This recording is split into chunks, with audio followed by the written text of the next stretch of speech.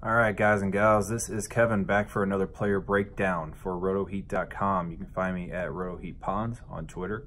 Today we're going to be talking about a very talked about running back this offseason, Mr. Todd Gurley, one of the best running backs that fantasy has seen over the past few years. And his ADP is 12 overall and number 8 running back. So that 12 overall, if you're in a 12-team league, obviously, is right at the end of the first round. He did go as low as 17, I've seen. So if I'm in a draft and it's just a redraft, I'm taking the swing to take Gurley at 12, right at that turn. Maybe a 1-2 punch there at the end of the first round and beginning of second round. He's just worth it. He's a game breaker. He's a fantasy winner if he's healthy. I know obviously the big controversy is over his knee. He had the big ACL tear when he was in Georgia, and then the whole postseason last year with CJ Anderson handling all the touches in the postseason while he's standing on the sideline. And then all the talk is his knee healthy? Is it not?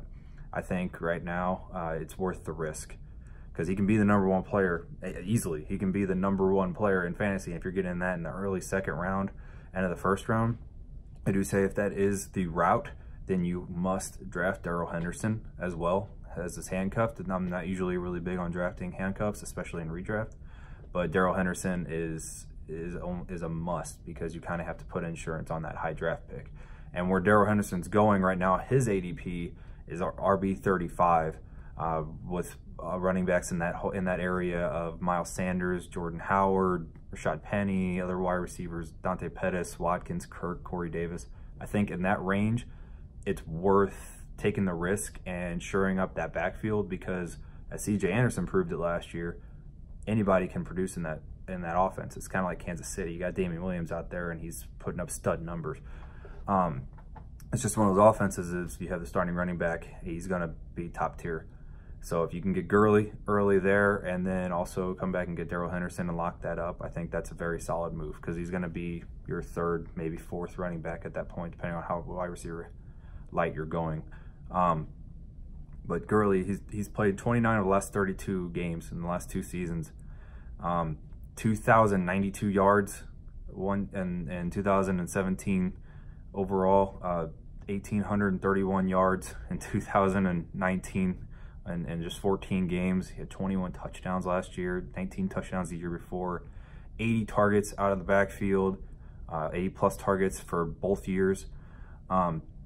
He's just a flat-out stud. He's a game changer, and I think it's worth the risk.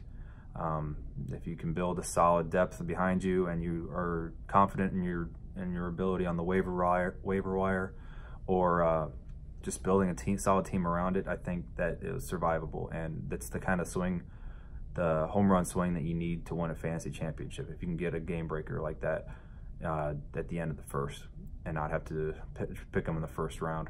I wouldn't worry about Malcolm Brown. It seems like Darrell Henderson has really stepped up so far. If you don't know him, they've invested draft capital in him, the 3rd round pick in the draft this year from Memphis. He's a little smaller back, 5'9", but he seems to be showing up and impressing them so far. He's pretty much got that RB or that backup role locked up. Other than that, if you're going to talk about diving deeper and making a dynasty, I think Gurley is a buy right now. I'd be a little cautious, obviously, because of the knee injury.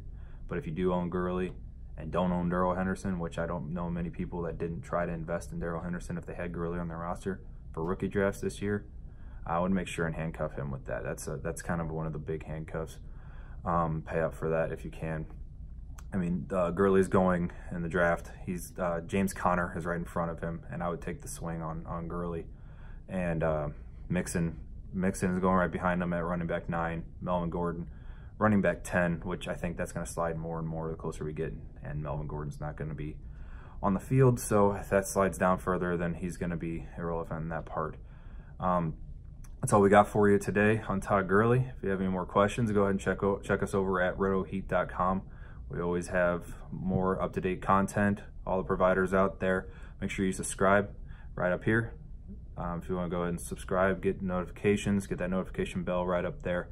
Check out other player breakdowns from the other providers here, right up here. some more videos up there for you. And again, check out RotoHeat.com for any more fantasy football needs that you may have. Thanks for checking.